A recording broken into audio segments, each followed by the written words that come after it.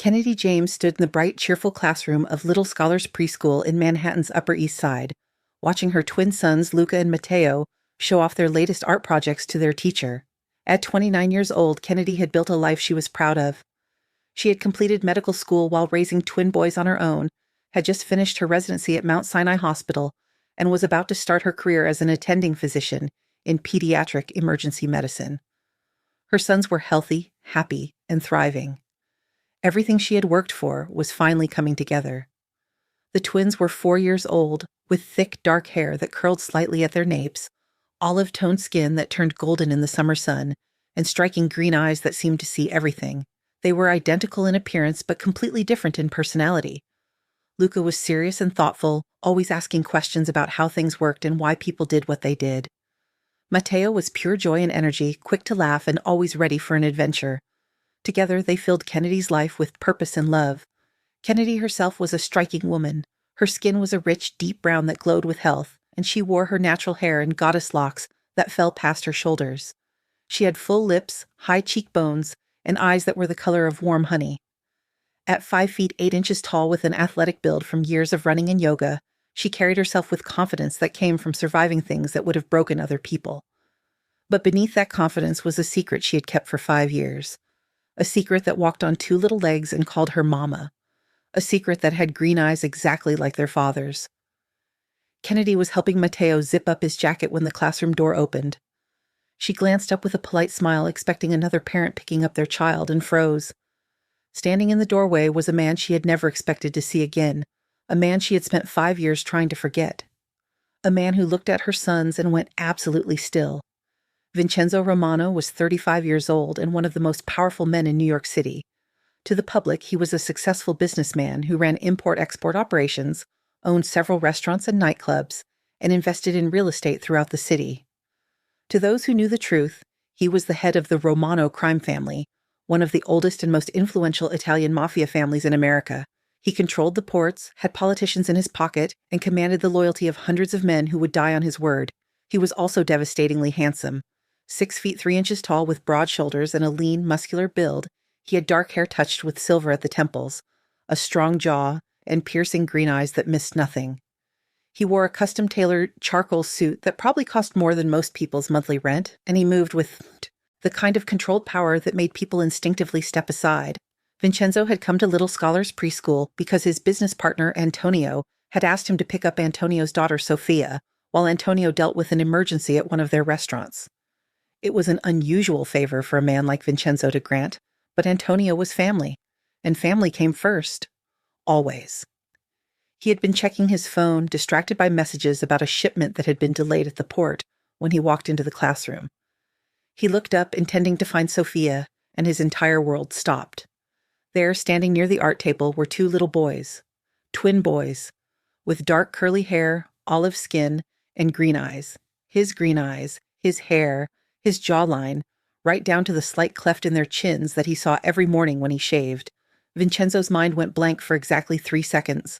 Then it began racing through calculations, dates, memories. 5 years ago. That night. The woman with the honey-colored eyes who had been at his cousin's wedding reception, sitting alone at the bar. The woman who had looked at him like he was just a man, not a name or a reputation. The woman he had taken to his penthouse, spent the entire night with, and woken up to find gone without a note, without a number, without anything but a memory of the best night of his life. And there she was, standing right in front of him, with his children. Kennedy saw the exact moment Vincenzo recognized her, saw the way his green eyes widened slightly, then narrowed, saw the way he looked from her to the twins and back again, saw him doing the same math she had done 5 years ago when the pregnancy test came back positive, when she realized that one incredible, passionate, impossible night had created 2 perfect little lives. She had been 24 years old, in her first year of medical school, struggling with student loans and working 3 part-time jobs to pay rent on a tiny studio apartment in Queens. She had been at that wedding because her roommate, who was supposed to work as a server that night, had gotten sick, and Kennedy had agreed to take the shift for the extra money. She had been on break, sitting at the bar in the back of the reception hall, when the most handsome man she had ever seen had sat down next to her. They had talked for hours, about music, about travel, about dreams and fears and things they had never told anyone else. He had been charming and intense, making her laugh and challenging her thoughts in ways no one else ever had. When he asked if she wanted to get out of there, she had said yes without thinking. Because for the first time in her adult life, Kennedy had wanted to do something just for herself. Something spontaneous and reckless and completely unlike her. The night they spent together had been incredible, passionate and tender, intense and sweet. He had made her feel beautiful and powerful and desired in ways she had never experienced before. She had fallen asleep in his arms feeling like the luckiest woman in the world. Then she woke up at 4 a.m, looked at the expensive furniture and the skyline view from his penthouse windows, and reality crashed down on her. This man lived in a completely different world. He probably had women like her through his life all the time. This had been a fantasy, a moment out of time, but it wasn't real. It couldn't be real. So she had gotten dressed quietly, left while he was still sleeping, and walked out of his life. She had gone back to her reality, her student loans, her 3 jobs, her medical school classes, and she had tried to forget him. Then 6 weeks later, she missed her period.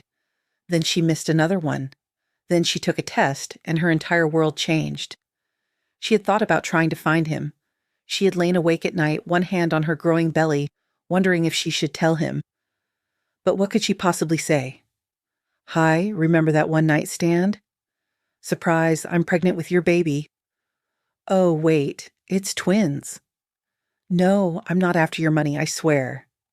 She knew how that would sound. She knew what people would think, and she was terrified of being just another woman trying to trap a wealthy man. So Kennedy had made a choice. She would do this alone. She would finish medical school, deliver her babies, and build a life for them through sheer determination and willpower. She would be both mother and father, and she would make sure her sons never felt like they were missing anything. It had been the hardest 5 years of her life. Morning sickness so bad she had to keep crackers and ginger ale in her backpack during classes. Going into labor during her final exams and taking one test between contractions. Studying for medical boards while twin babies cried in the background. Residency shifts that lasted 30 hours while her son stayed with her neighbor, Mrs. Chen, who charged less than a proper daycare and treated the boys like her own grandchildren. But she had done it. She had survived and succeeded. Her boys were happy and healthy. She was about to start her dream job. Everything she had worked for was finally within reach. And now their father was standing in front of her, and the look in his green eyes told her that everything was about to change. The classroom teacher, Miss Roberts, noticed Vincenzo and smiled brightly. She was young, probably fresh out of college, and she clearly had no idea who he was or what was happening. Hello, are you here to pick up someone? Vincenzo didn't take his eyes off Kennedy. When he spoke, his voice was low and controlled, the voice of a man using every ounce of willpower to stay calm. Yes, I'm here for Sophia Moretti, but first, I need to speak with this woman. Kennedy's heart was pounding so hard she thought everyone in the room could hear it. Luca and Matteo were watching her with concerned expressions. They could always sense when she was upset, had been able to do it since they were babies. She forced herself to smile at them. Boys, go show Miss Roberts your picture of the dinosaurs. I need to talk to this man for a minute. Matteo grabbed Luca's hand and they walked over to Miss Roberts, but both boys kept looking back at their mother with worried eyes. Kennedy took a step toward the door, indicating with her body language that Vincenzo should follow her into the hallway. In the hallway, Kennedy turned to face him, keeping her voice low so the children wouldn't hear. I know what you're thinking, and yes, they're yours. But before you say anything, you need to understand that I built a life for them. A good life. They're happy and healthy and loved, and I won't let you disrupt that. Vincenzo stared at her for a long moment, his jaw tight.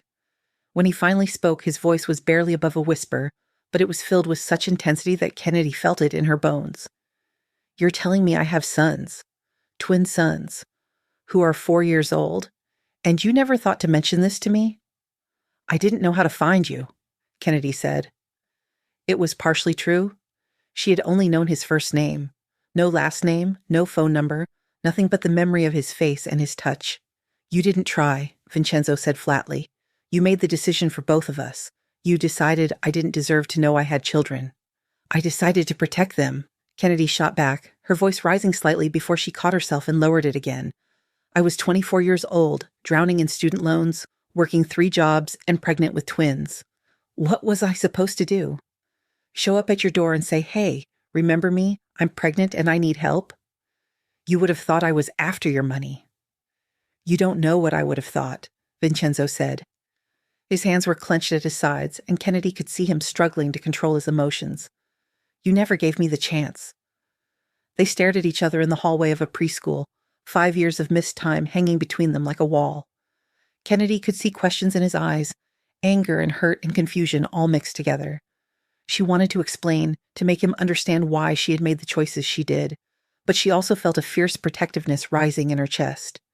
These were her sons. She had carried them, birthed them, raised them alone. She had been there for every middle-of-the-night feeding, every sick day, every milestone. She had sacrificed everything for them. What do you want? Kennedy asked quietly. Vincenzo looked back through the classroom window at the two boys who were showing their dinosaur picture to Miss Roberts. His sons. He had sons. The knowledge was still settling into his mind, rearranging everything he thought he knew about his life. I want to know them, he said. I want to be their father. They don't know you, Kennedy said. They don't know anything about you. As far as they're concerned, it's just been me and them since the beginning. Then we change that, Vincenzo said. He looked at her and his expression was determined. I'm not asking for permission, Kennedy. Those are my sons. I have 5 years to make up for. 5 years I can never get back because you made a choice without me. But I'm here now, and I'm not going anywhere. Kennedy felt panic rising in her chest. This was her worst nightmare coming true. For 5 years she had been in control. She had made all the decisions, set all the rules, built their life exactly the way she wanted it. And now this man, this stranger who also happened to be her son's father, was going to come into their world and change everything. You can't just walk into their lives and expect them to accept you, Kennedy said. You're a stranger to them. Then help me not be a stranger, Vincenzo said. We can do this together, or we can do this through lawyers and courts. Your choice. The threat was clear. Kennedy knew that a man like Vincenzo had resources she couldn't match. Lawyers, money, connections. If he wanted to fight her for custody, he could make her life very difficult. But she also heard something else in his voice. A plea, a desire to do this the right way. She thought about Luca and Matteo, about how they sometimes ask questions about their father. Where is he? Why isn't he here? Does he love us? She had always told them that their father loved them very much but couldn't be with them.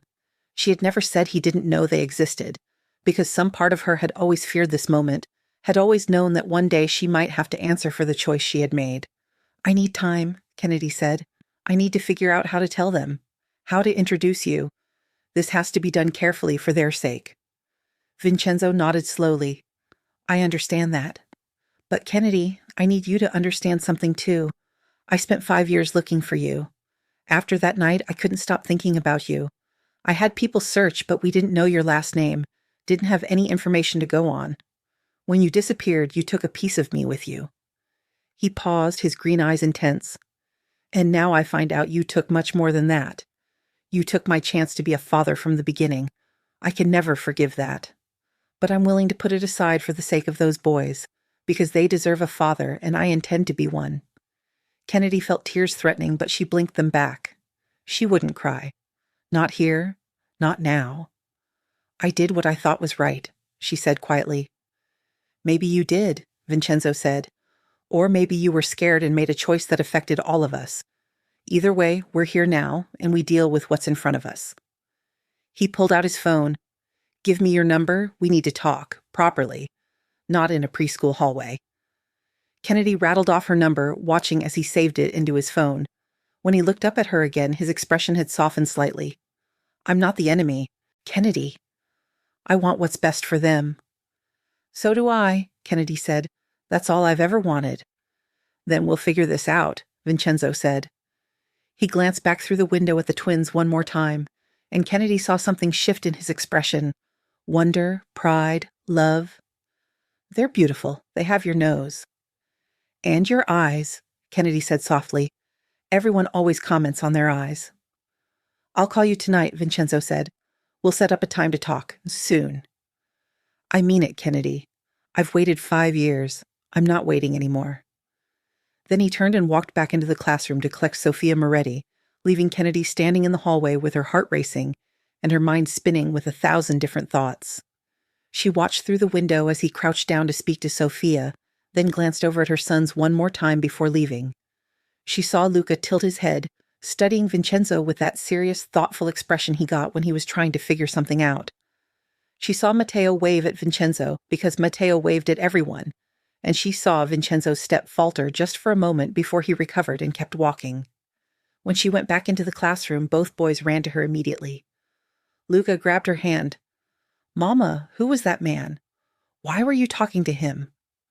"Just someone Mama used to know, baby," Kennedy said, smoothing his dark curls. "Nothing to worry about." But as she drove home with the twins chattering in the backseat about their day at school, Kennedy knew that was a lie.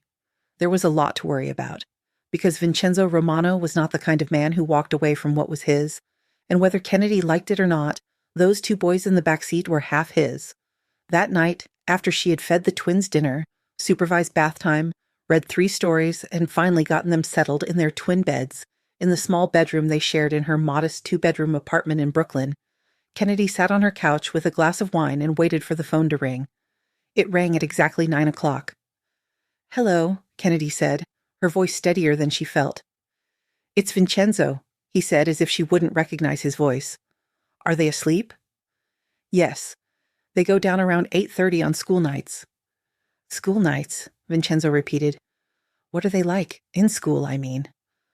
"Are they good students?" Kennedy felt something in her chest soften at the eagerness in his voice. "Luca loves learning. He's always asking questions, always wanting to know how things work.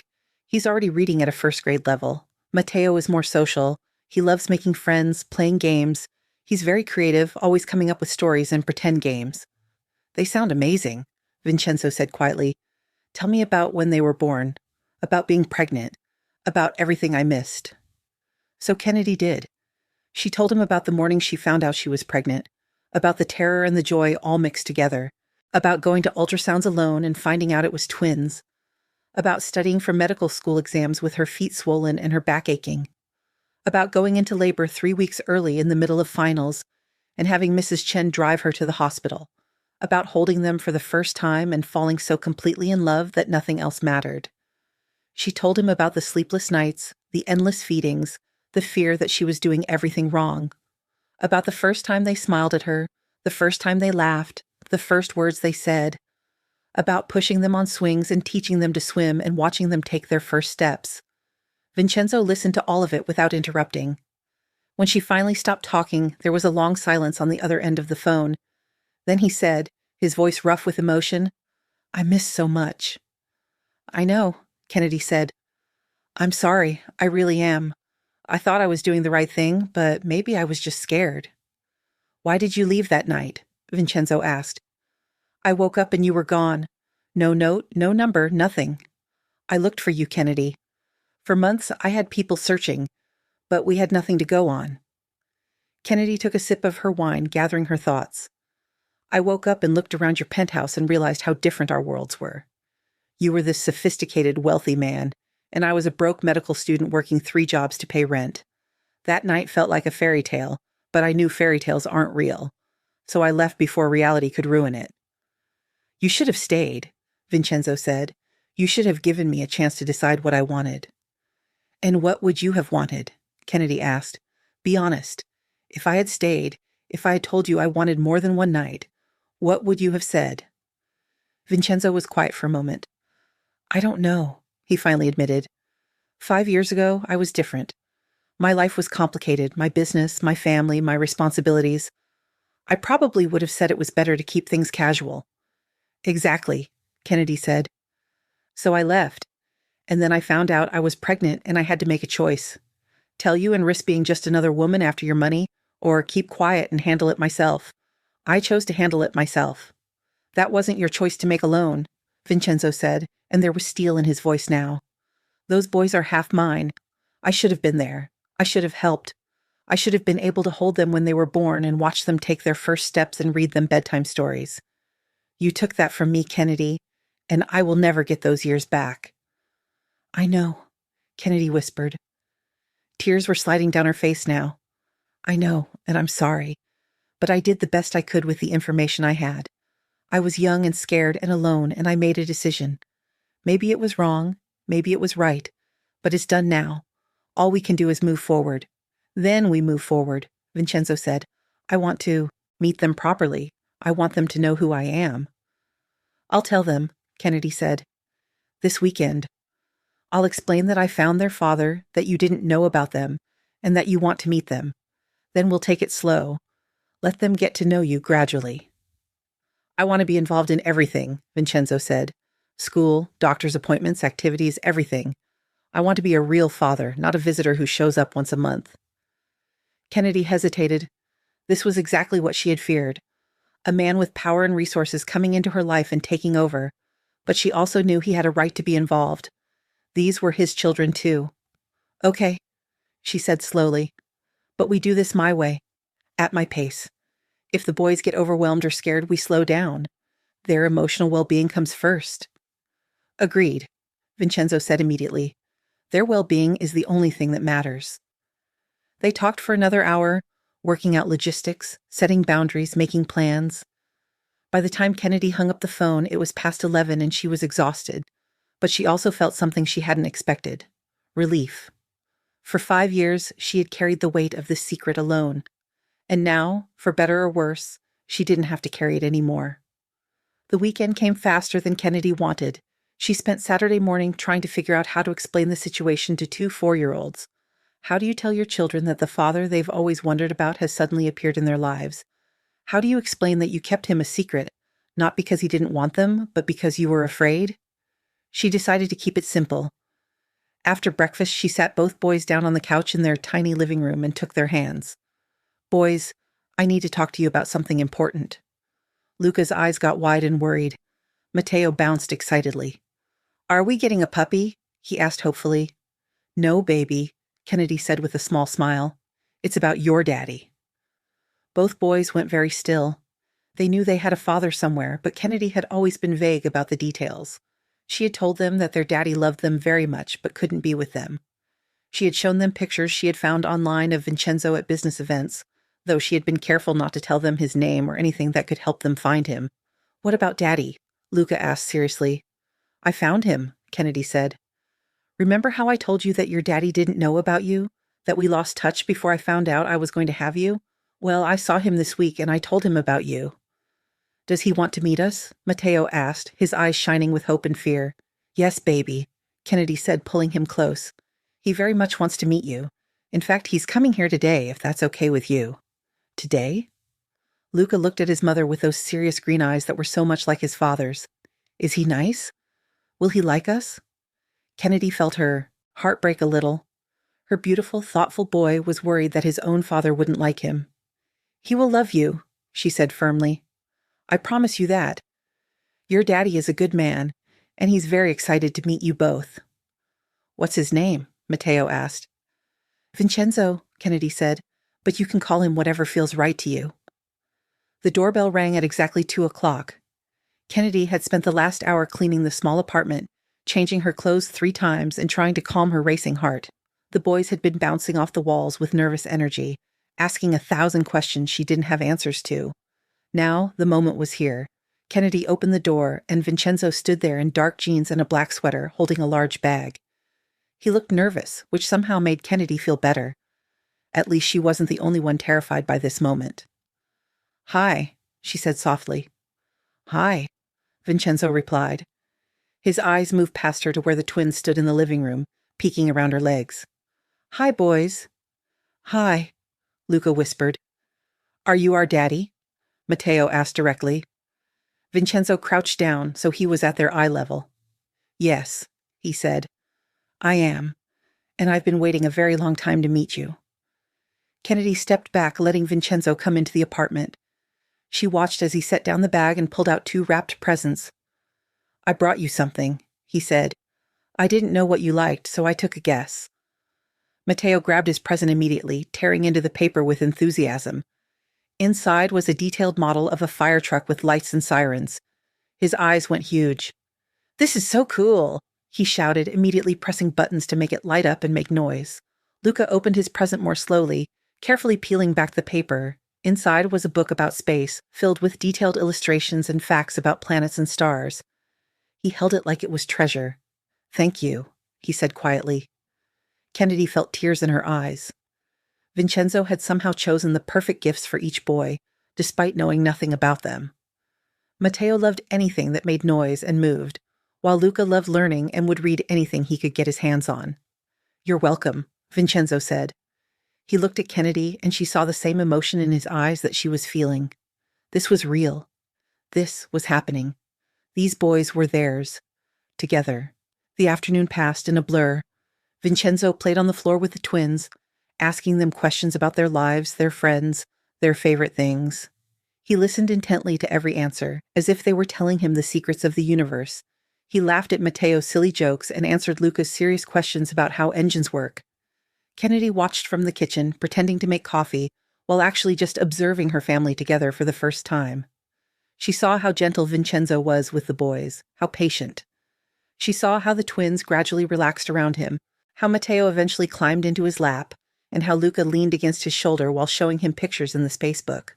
When it was time for Vincenzo to leave, both boys looked disappointed. "Will you come back?" Matteo asked, holding on to Vincenzo's hand. "Yes," Vincenzo said firmly. "I'll come back as often as your mama says I can. I promise." At the door, Vincenzo looked at Kennedy. "Thank you," he said quietly, "for this, for them, for giving me a chance." "Thank you for being patient," Kennedy replied.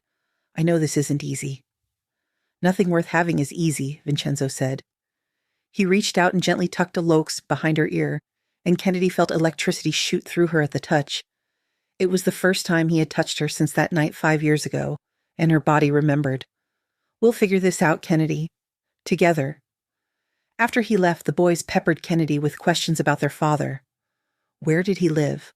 What did he do for work? When would they see him again? Kennedy answered what she could and deflected what she couldn't.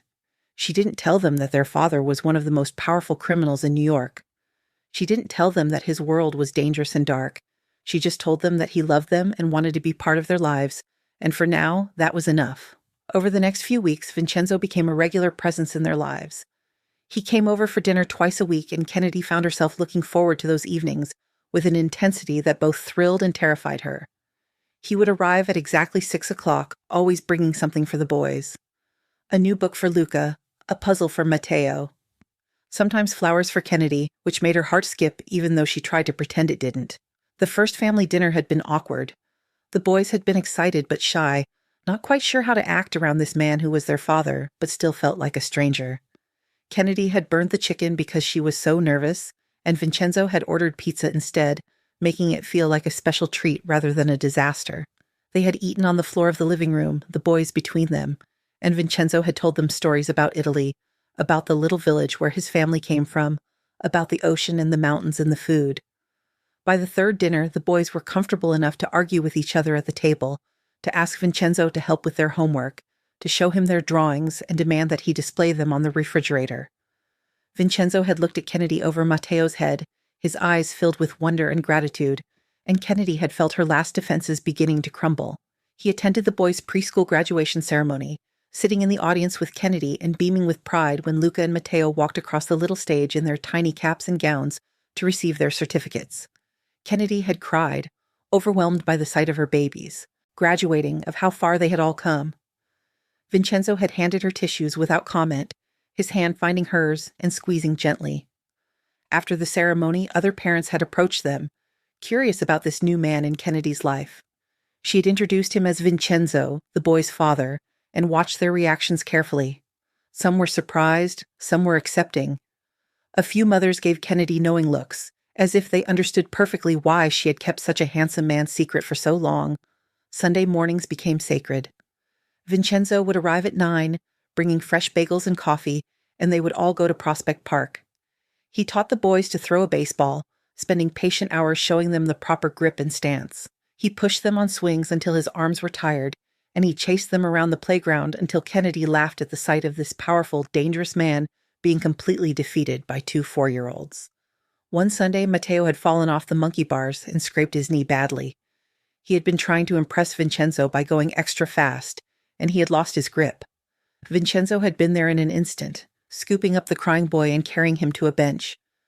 Kennedy had pulled the first aid kit from her bag, but Vincenzo had taken it from her gently. "Let me," he had said. And Kennedy had watched as this man who commanded armies of criminals had carefully cleaned and bandaged their son's knee, murmuring comfort in Italian, kissing the top of Matteo's head, and then carrying him to get ice cream to make it better. That was the moment Kennedy knew she was in trouble. Because watching Vincenzo be a father, watching him be gentle and patient and loving, had awakened something in her that she had thought was dead. She was falling for him. Not for the memory of one perfect night, but for the real man. The man who showed up. The man who tried. The man who loved their sons with a fierceness that matched her own. And slowly, carefully, he started to build a relationship with Kennedy, too. They talked on the phone after the boys went to bed, about everything and nothing. About their days, their fears, their dreams. About the people they had been 5 years ago and the people they were now. Kennedy told him about medical school, about the professors who had tried to discourage her when she got pregnant, about the nights she had stayed up studying with babies crying in the background. She told him about the patient she had lost during her residency, a little boy who had come in with what looked like a simple fever and had died of meningitis before they could save him. She told him how that loss had nearly broken her, how she had gone home that night and held her own boys and sobbed. Vincenzo told her about his family, about growing up as the youngest son of a powerful man, about the expectations and the pressure and the moment he realized he would have to take over the business. He told her about his mother, who had died when he was 15, about how much he still missed her. He told her about the first time he had to make a hard choice, one that resulted in someone getting hurt, and how that choice still haunted him. They talked about books and music and movies. They argued about politics and religion and whether pineapple belonged on pizza. They laughed at stupid jokes and shared their favorite childhood memories. And bit by bit, phone call by phone call, they built a foundation of friendship and trust that went deeper than physical attraction. Kennedy found herself falling for him all over again. Or maybe she had never stopped falling. Maybe that was why she had never been able to date anyone seriously in the past 5 years. Every man she met was compared to the memory of one perfect night, and none of them measured up. She had tried. God knows she had tried. There had been Mark, the anesthesiologist, who had asked her out 3 times before she finally said yes. They had gone on 4 dates, and he had been perfectly nice, but when he kissed her goodnight, Kennedy had felt nothing. There had been Jamal, the physical therapist who made her laugh and was wonderful with the boys. But after 2 months of dating, Kennedy had realized she was just going through the motions, trying to feel something that wasn't there. And there had been David, the teacher at the boys' old daycare. He had been sweet and steady, and he had fallen hard for Kennedy. He had wanted to marry her, to adopt the twins, to build a life together. And Kennedy had almost said yes, because it would have been safe and stable and exactly what a single mother was supposed to want. But then David had asked about the boy's father, about why Kennedy never talked about him. And Kennedy had realized that she couldn't marry David while still holding on to the ghost of Vincenzo. So she had ended it, gently but firmly, and David had moved to Boston for a new job. The boys had missed him for a few weeks, then moved on with the resilience of children.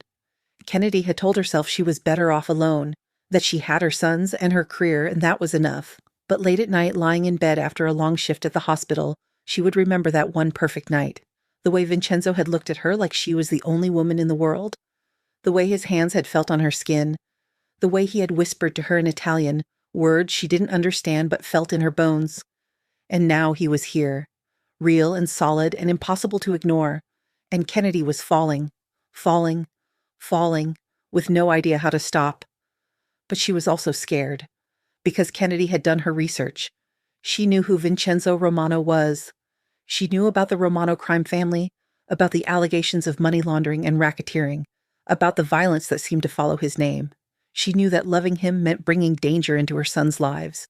She had spent hours online, reading news articles and court documents, trying to understand exactly what kind of man her children's father was. The picture that emerged was complicated. Vincenzo was accused of running a criminal enterprise, of controlling illegal activities at the port, of having connections to organized crime across the country and internationally, but he had never been convicted of anything. His lawyers were excellent, his records were clean, and his public persona was that of a successful businessman who donated to charity and supported local causes. Kennedy had found photos of him at fundraisers, shaking hands with politicians and socialites. She had found articles about the Romano family's legitimate businesses, the restaurants and import companies and real estate holdings. And she had found darker stories too, whispered allegations of violence and intimidation, of people who crossed the Romano family and disappeared or had accidents. The more she learned, the more conflicted she became. Because the man in those news articles seemed like a stranger. That man was cold and calculating, ruthless and dangerous, but the man who sat on her living room floor playing trucks with Matteo, who patiently answered Luca's endless questions about how things worked, who looked at her like she hung the moon, that man seemed incapable of the things he was accused of. Kennedy knew she was being naive. She knew that people could wear different faces, that the man who was gentle with his children could be brutal with his enemies. But she also knew what she saw when she looked in Vincenzo's eyes. She saw love and regret and a desperate desire to be better for them. One night, after the boys were asleep, she confronted him about it. They were sitting on her couch, a careful distance apart, drinking wine and talking. Kennedy set down her glass and looked at him directly. "I know who you are, what you do." Vincenzo didn't look surprised.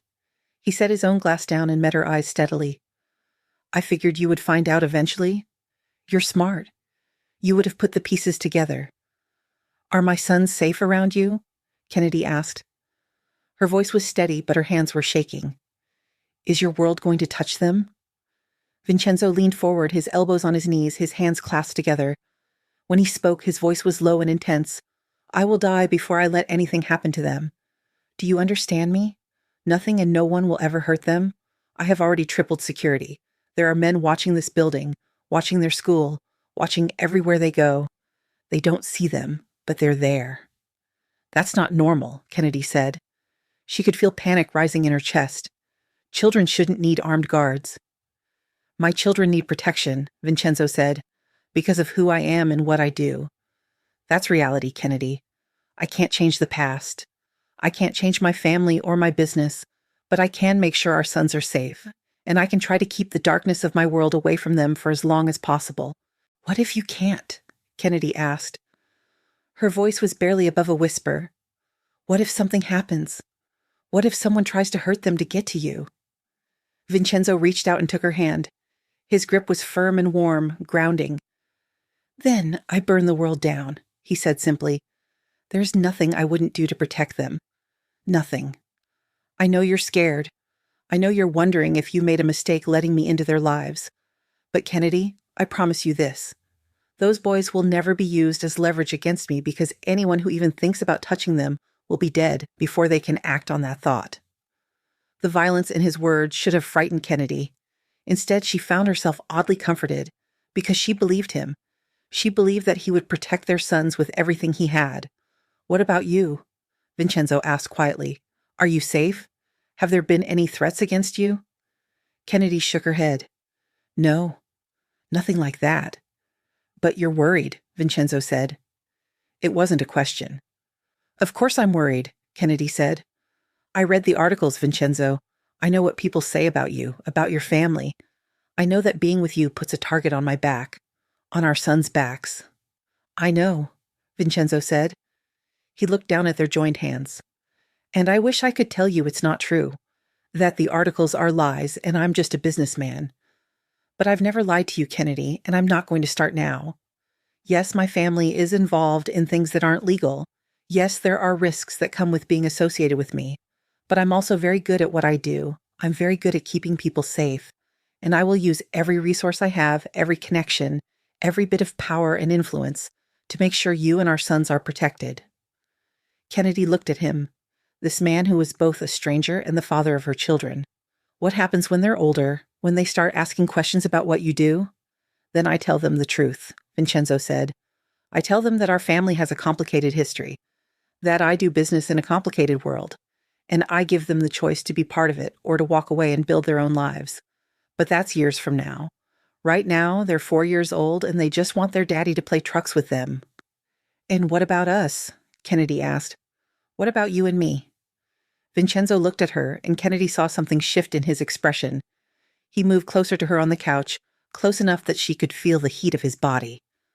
"What about us?" he repeated softly.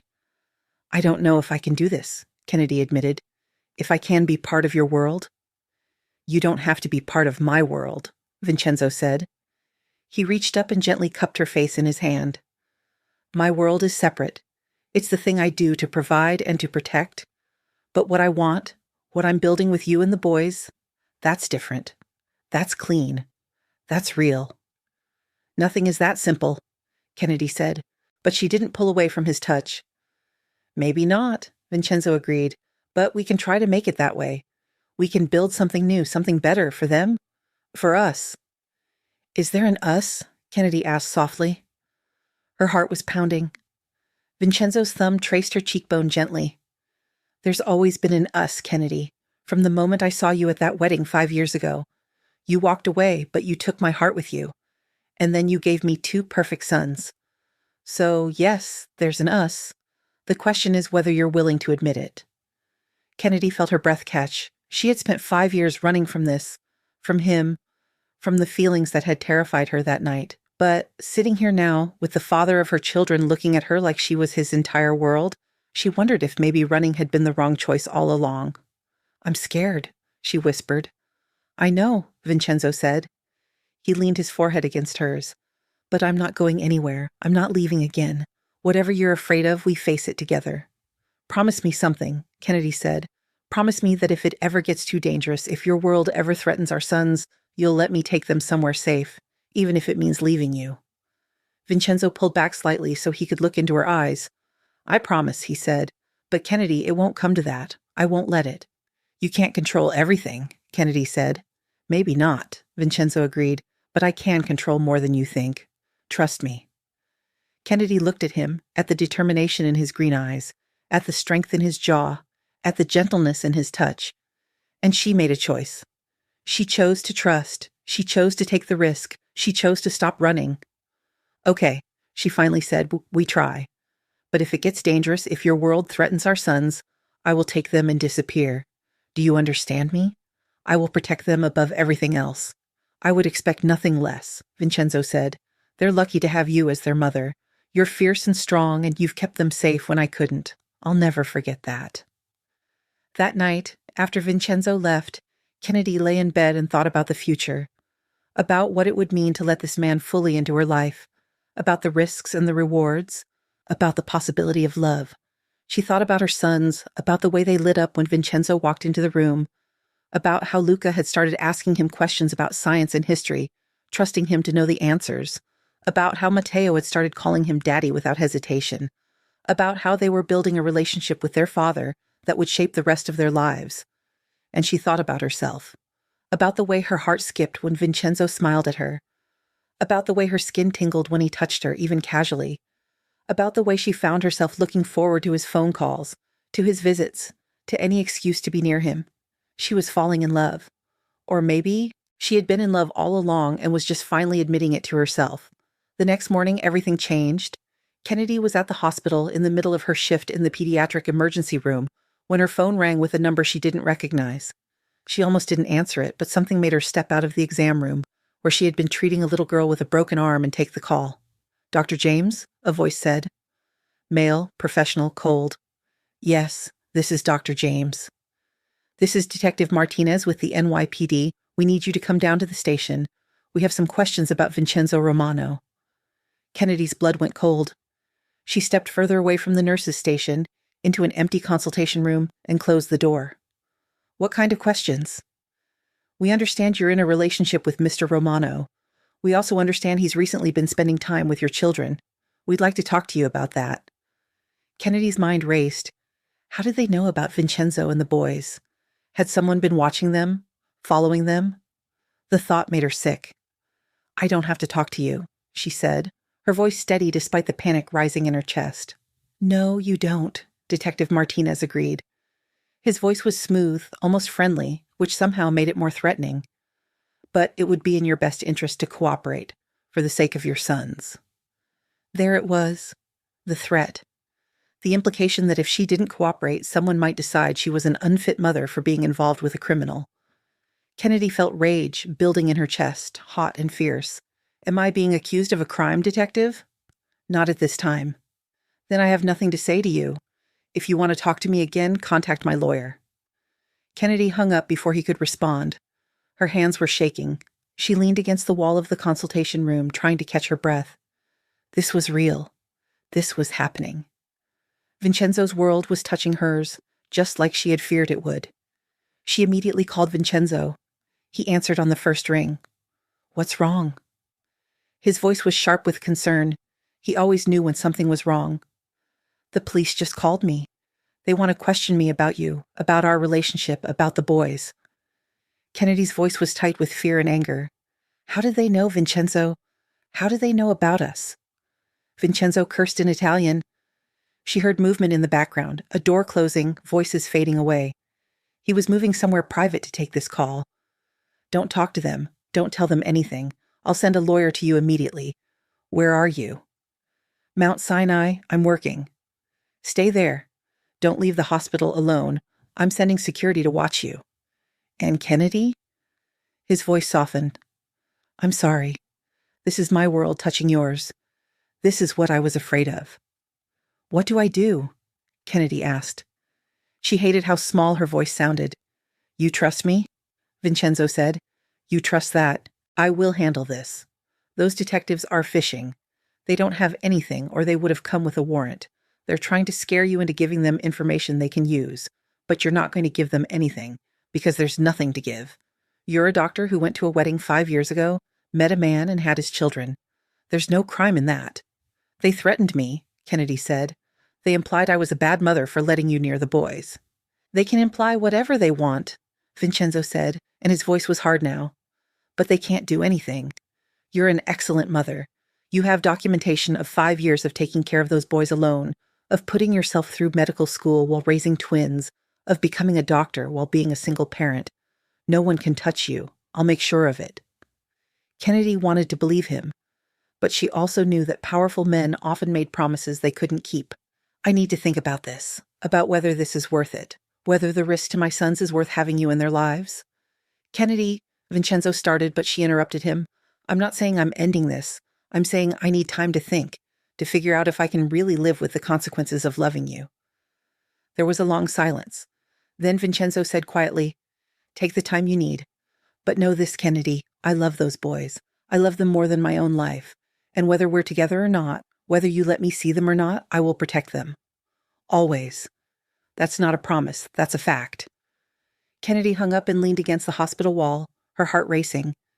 She thought about Luca and Matteo, asleep in their beds right now at Mrs. Chen's apartment, completely unaware that their mother was facing an impossible choice. Keep Vincenzo in their lives and risk danger from his world, or push him away and break their hearts. She pulled herself together and went back to finish her shift, but her mind was elsewhere.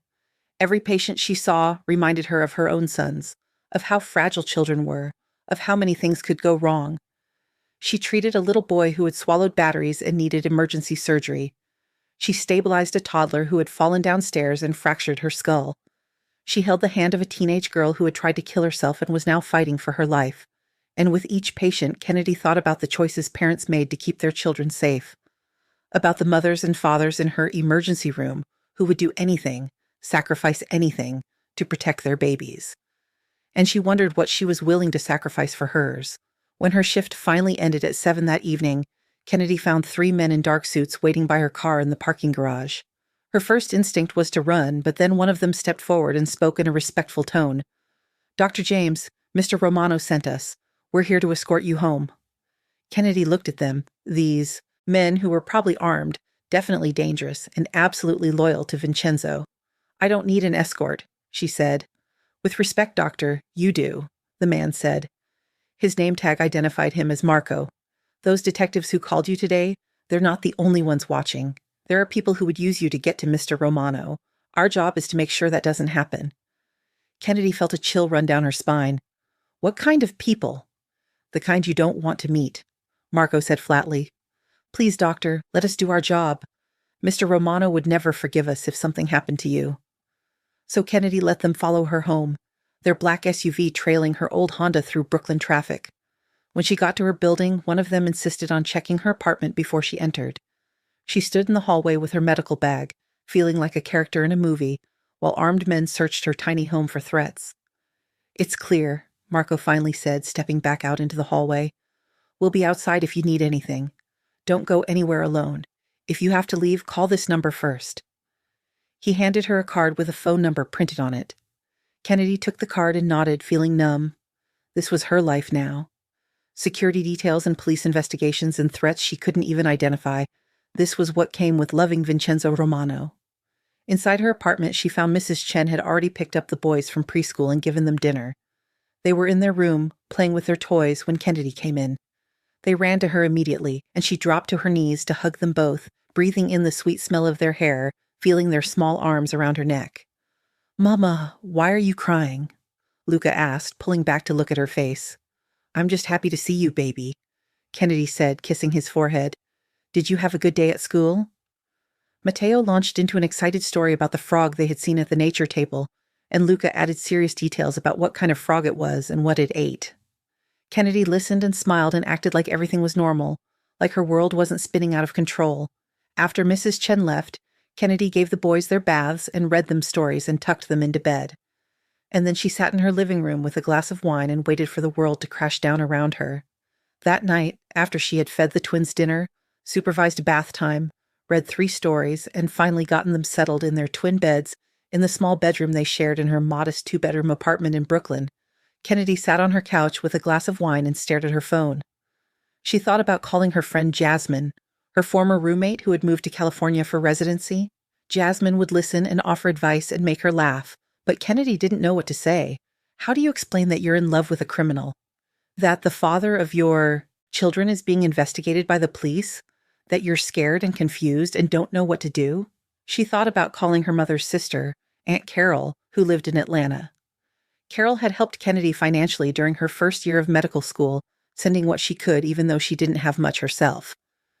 She had been at the hospital when the twins were born, holding Kennedy's hand and coaching her through contractions. But Carol was traditional, religious, and she would not understand any of this. So Kennedy sat alone with her wine and her fears, waiting for the phone to ring. It rang at exactly 9 o'clock. "Hello," Kennedy said, her voice steadier than she felt. "It's Vincenzo," he said, as if she wouldn't recognize his voice. "Are they asleep?" "Yes. They go down around 8:30 on school nights." "School nights," Vincenzo repeated, and she could hear the smile in his voice. "What are they like? In school, I mean. Are they good students?" Kennedy felt something in her chest soften at the eagerness in his voice. Despite everything that had happened today, despite the fear and the uncertainty, this man genuinely wanted to know about his sons. Luca loves learning. He's always asking questions, always wanting to know how things work. He's already reading at a first-grade level. His teacher says he has the potential to skip a grade, but I don't want to push him too fast. Let him be a kid for as long as possible, you know? "I know," Vincenzo said softly. "And Matteo?" "Matteo is more social. He loves making friends, playing games. He's very creative, always coming up with stories and pretend games.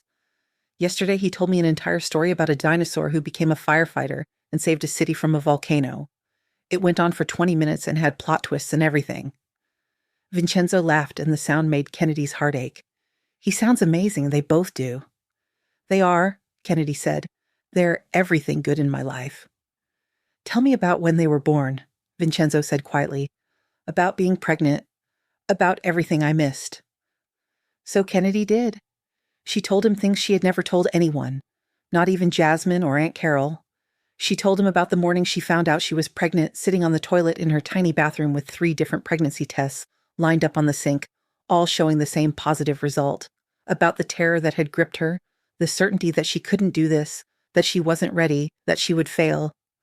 She told him about the first time she went to the doctor alone, lying on the exam table while the ultrasound technician moved the wand over her still flat belly.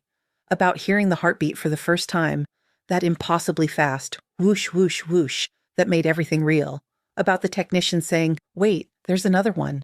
And Kennedy's world tilting sideways because 1 baby was terrifying enough, but 2? She told him about morning sickness so bad she had to keep plastic bags in her backpack during medical school classes. About throwing up between lectures and trying to pretend everything was fine. About studying for exams with her feet swollen and her back aching. About falling asleep in the library because pregnancy exhaustion hit her like a truck. She told him about going to ultrasounds alone, watching her babies grow on the screen, seeing their tiny fingers and toes, their perfect spines, their beautiful faces. About finding out they were both boys and crying in the parking lot because she had been hoping for at least one girl. someone who would understand her, and then immediately feeling guilty for that hope. She told him about the anatomy scan at 20 weeks where they discovered one of the twins was smaller than the other, about the specialist appointments and the worry that something might be wrong, about the overwhelming relief when both boys turned out to be healthy, just different sizes. She told him about her last day of medical school classes, 37 weeks pregnant and huge, struggling to fit behind the desk, having Braxton Hicks contractions through her final exam. About going into labor 3 weeks early, in the middle of studying for her medical boards, waking up at 2 a.m. with her water broken and contractions coming hard and fast. She told him about Mrs. Chen driving her to the hospital, about laboring alone because she had no partner, no family in the city, just herself and the nurses and the pain. About 12 hours of labor before the doctor decided the twins were in distress and she needed a C-section. About the terror of being wheeled into surgery, about the bright lights and the cold table and the feeling of being cut open while awake. And then she told him about the first time she saw them. Luca, born first, screaming and perfect, 5 pounds 7 ounces of pure miracle. Matteo, 2 minutes later, quieter but just as perfect, 5 pounds even. About holding them both against her chest in the recovery room, these 2 tiny humans she had made, and falling so completely in love that nothing else mattered. She told him about the sleepless nights in the hospital, learning to breastfeed twins while her incision healed, about the pain and the exhaustion and the overwhelming joy, about bringing them home to her tiny studio apartment and setting up 2 bassinets next to her bed because she couldn't afford 2 separate cribs, about the endless feedings every 2 hours, about being so tired she would cry while nursing them, about falling asleep sitting up because if she lay down she might drop them. She told him about the first time they smiled at her, at 6 weeks old, both of them at the same time as if they had coordinated it, about the first time Luca rolled over and she screamed with excitement and probably scared him, about Matteo's first laugh, which sounded like hiccups and made her laugh too, about their first words, which were both "Mama," though Luca said it first by 3 days. She told him about pushing them on swings in the park, one with each hand, about teaching them to swim at the community pool, about watching them take their first steps just after their first birthday, about how Matteo walked confidently right away while Luca was more cautious, testing each step before committing to it. She told him about potty training 2 boys at once, about the accidents and the rewards, and the celebration when they both finally got it. About their first day of preschool, when she had cried more than they did. About parent-teacher conferences where she learned that Luca was reading books meant for older children, and Matteo was teaching other kids how to build elaborate block structures. Vincenzo listened to all of it without interrupting. Kennedy could hear him breathing on the other end of the phone, could imagine him sitting wherever he was, taking in every word, creating mental pictures of the children he had missed knowing. When she finally stopped talking, emotionally exhausted from reliving it all, there was a long silence on the other end of the phone. Then he said, his voice rough with emotion, "I miss so much." "I know," Kennedy said. Tears were streaming down her face now, unchecked. "I'm sorry. I really am. I thought I was doing the right thing, protecting them, protecting myself. But maybe I was just scared. Scared of rejection, scared of being another woman trying to trap a rich man, scared of being told I wasn't good enough for you or your world." "Why did you leave that night?" Vincenzo asked. "I woke up and you were gone. No note, no number, nothing. I looked for you, Kennedy. For months, I had people searching. I went back to that reception hall, talked to everyone who worked there, trying to find out who you were, but we had nothing to go on. You were just this beautiful mystery who disappeared." Kennedy took a sip of her wine, gathering her thoughts. The truth was complicated, layered with fear and insecurity and the kind of self-protection that came from growing up without much money or security. "I woke up around 4 a.m. You were still sleeping, and I lay there for probably an hour just looking at you, at your face in the moonlight from the windows. You looked so peaceful, so perfect. And then I looked around your penthouse, the expensive furniture, the art on the walls, the view of the city, and I realized how different our worlds were." "Our worlds aren't that different," Vincenzo started, but Kennedy interrupted. "Yes, they are. You were this sophisticated, wealthy man who lived in a penthouse and wore suits that cost more than my monthly rent. And I was a broke medical student working 3 jobs to pay for a studio apartment in Queens. I had $53 in my checking account. I was wearing a dress I had bought at a thrift store and shoes I had resoled twice because I couldn't afford new ones. That night with you felt like a fairy tale, like Cinderella at the ball. But I knew what happens in fairy tales. Midnight comes and the magic ends, and you're left with pumpkins and mice and the reality that you don't belong in that world. So you ran, Vincenzo said. I left, Kennedy corrected. I left before reality could ruin what had been perfect. Before you could wake up and regret it, or worse, feel obligated to pretend you wanted more. I left while it was still beautiful, while I could still remember it as the best night of my life without it being tainted by rejection or pity. You should have given me a chance, Vincenzo said. You should have stayed. You should have let me decide what I wanted. And what would you have wanted? Kennedy challenged. Be honest. If I had stayed, if I had told you I wanted more than one night, if I had given you my number and asked you to call me, what would you have said? Vincenzo was quiet for a long moment. Kennedy could almost hear him thinking, considering his answer, trying to be honest. 5 years ago, he finally said, I was different. My life was complicated, my business, my family, my responsibilities. I probably would have taken your number. I probably would have called you. But I also probably would have said it was better to keep things casual. I had a lot of women in and out of my life back then. Beautiful women who wanted the excitement of dating someone like me, who liked the restaurants and the gifts and the danger, but none of them wanted the reality of who I was, what I did. Exactly, Kennedy said. So I left. And then 6 weeks later, I missed my period. Then I missed another one. Then I took a test, and my entire world changed. And I had to make a choice. That wasn't your choice to make alone, Vincenzo said, and there was steel in his voice now. Those boys are half mine. I should have been there. I should have helped. I should have been able to hold them when they were born and watch them take their first steps and read them bedtime stories. You took that from me, Kennedy, and I will never get those years back. I know, Kennedy whispered. I know, and I'm sorry. But I did the best I could with the information I had. I was 24 years old, drowning in student debt, working 3 jobs while trying to get through medical school, and suddenly I was pregnant with twins. I was terrified, and I made a decision that maybe wasn't fair to you, but it was the only decision I felt I could make at the time. Tell me why, Vincenzo said. Really why? Not the fear of rejection or the money or the class difference. Tell me the real reason you didn't try to find me. Kennedy was silent for a long moment, staring at her wine glass, trying to put into words something she had barely admitted to herself. Because, she finally said, if I told you and you didn't want them, if you rejected them or rejected me, I don't think I could have survived it. The fantasy of you, the memory of that perfect night, that got me through some really dark days.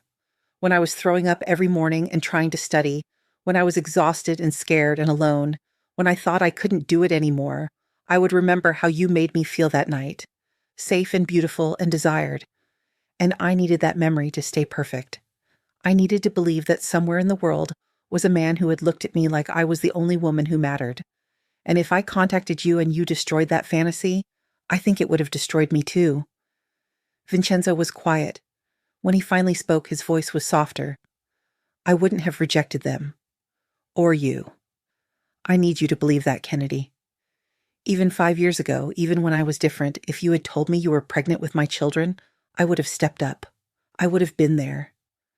Maybe, Kennedy said, but I didn't know that, and I couldn't take the chance. So what now? Vincenzo asked. Now that I'm here, now that I know about them, where do we go from here? I don't know, Kennedy admitted. Today scared me. The police calling, the threats, the realization that your world is dangerous in ways I can't protect them from. I can handle a medical emergency. I can handle a sick child or a broken bone or even a life-threatening situation in my ER, but I can't handle organized crime and police investigations and armed men following me home. I will protect you, Vincenzo said fiercely. All of you, whatever it takes. But for how long? Kennedy asked. How long until something happens that you can't control? How long until someone decides to use my boys to get to you? How long until I get a call that's not from the police, but from someone who has taken one of my sons and wants ransom, or wants you to do something illegal, or wants you dead? That's not going to happen, Vincenzo said. You can't promise that, Kennedy said. You can't control everything, Vincenzo. No matter how powerful you are, no matter how many men you have working for you, you can't guarantee their safety, and that terrifies me. So what are you saying? Vincenzo asked. His voice was tight now. Are you saying you want me out of their lives? That you want to go back to how things were before I found you? Kennedy thought about that, about going back to the way things had been, just her and the boys against the world. It would be safer in some ways, simpler, but it would also mean taking away their father, someone they had already started to love. It would mean denying them the chance to know where they came from, who their family was, what their heritage meant, and it would mean denying herself the chance at love, real love, with the father of her children. No, she said quietly.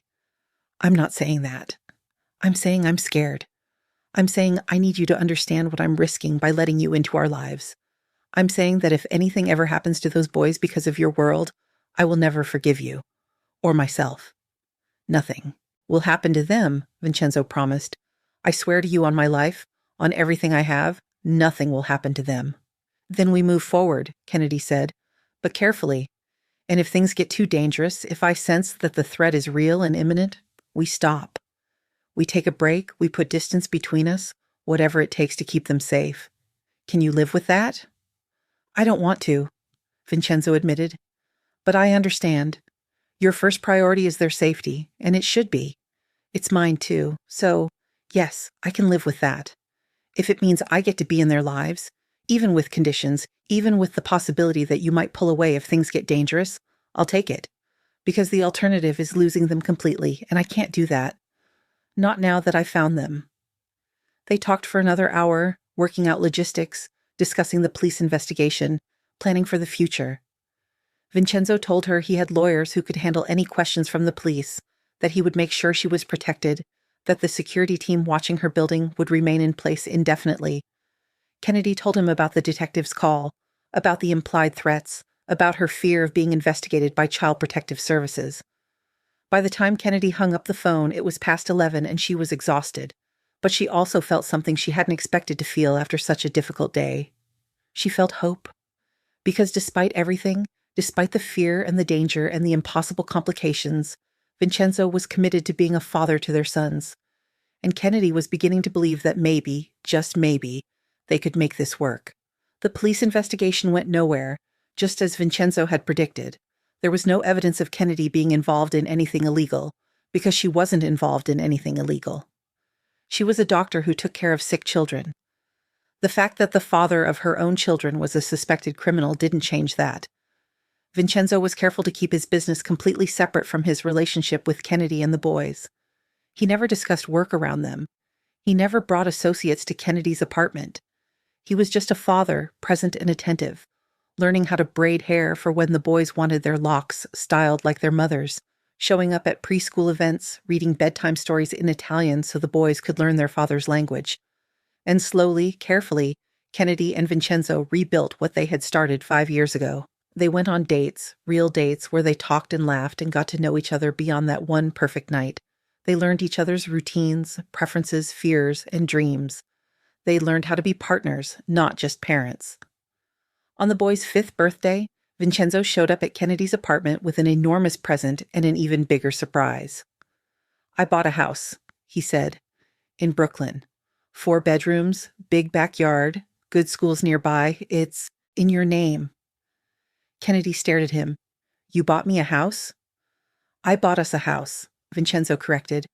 A place where we can all be together, where the boys can have their own rooms and you can have space for a home office and I can be a family with you, if that's what you want. Kennedy looked at her sons, who were jumping up and down with excitement at the idea of having their own rooms. She looked at this man who had somehow become essential to her life in such a short time, and she thought about that night 5 years ago when she had been terrified of wanting more, of asking for more. She wasn't terrified anymore. Yes, she said, that's what I want. They moved into the house a month later. It was perfect, with hardwood floors and big windows and a kitchen where they could all cook together. The boys each got their own room, though they still usually ended up sleeping in the same bed because they were used to it. Kennedy set up a home office where she could do her medical journal reading and research, and Vincenzo had a study where he could handle business calls away from the family. It wasn't traditional, it wasn't simple. There were still complications and difficulties and moments when Kennedy wondered if she had made the right choice. But every time she saw Vincenzo reading to the boys before bed, or teaching them to ride bikes in the backyard, or just sitting with them and listening to their stories about school, she knew she had made the right choice. Because family wasn't simple. Family was complicated and messy and sometimes scary, but it was also beautiful and real and worth fighting for. One night, almost a year after Vincenzo had walked back into her life, Kennedy stood in the doorway of the boys' room and watched him tuck them into bed. Luca was asking serious questions about how airplanes fly. Matteo was making Vincenzo laugh with a ridiculous story about a talking dinosaur, and Vincenzo was listening to both of them with complete attention, like they were telling him the most important things in the world. When he finally got them settled and kissed them both goodnight, he found Kennedy standing in the doorway with tears in her eyes. "What's wrong?" he asked immediately, concerned. "Nothing's wrong," Kennedy said. "Everything's right. For the first time in 5 years, everything is exactly right." Vincenzo pulled her into his arms, and Kennedy let herself melt into his warmth. She thought about how far they had come, from one night of passion to 2 perfect sons, to a family built on second chances and stubborn determination. "I love you," Vincenzo said into her hair. "I've loved you since that first night, even though I didn't know it then, and I'll love you for the rest of my life." "I love you too," Kennedy whispered, "even though you're impossible and dangerous and completely complicate my life." "You like complicated," Vincenzo teased. "I like you," Kennedy corrected. "I like us. I like this family we've built." Later that night, after they had made love slowly and tenderly in the room they now shared, Kennedy lay in Vincenzo's arms and thought about the future. She thought about Luca and Matteo growing up, learning about their father's world, making their own choices about what kind of men they wanted to be. She thought about the challenges that would come, the dangers they would face, the complications that would arise. But she also thought about love, about second chances, about the fact that sometimes the biggest risks lead to the greatest rewards. She had spent 5 years running from her feelings, from her fear, from the possibility of this. And now, lying in the arms of the father of her children, in a house they shared with a family they had built together, Kennedy was grateful she had finally stopped running. Because some things are worth the risk, some people are worth the danger, and some families, no matter how unconventional or complicated, are exactly what they're supposed to be. The twins woke up early the next morning and came running into their parents' room, jumping on the bed and demanding breakfast. Vincenzo groaned and pulled a pillow over his head. Kennedy laughed and tickled the boys until they were giggling uncontrollably. And in that moment, with her children's laughter filling the air and the man she loved beside her, Kennedy knew that everything she had gone through, every sacrifice she had made, every difficult choice, had been worth it. Because this, right here, was everything. This was family. This was love. This was home. And sometimes home is exactly where you least expected to find it. Years later, when people asked Kennedy about her love story, about how she ended up with one of the most powerful men in New York, she would smile and tell them the truth. She would tell them about one perfect night that changed her life, about twin boys with green eyes and stubborn hearts, about a man who looked at his sons and did the math, about second chances and stubborn love and families built on determination. She would tell them that love isn't always easy or simple or safe, but sometimes the best things in life are the ones worth fighting for.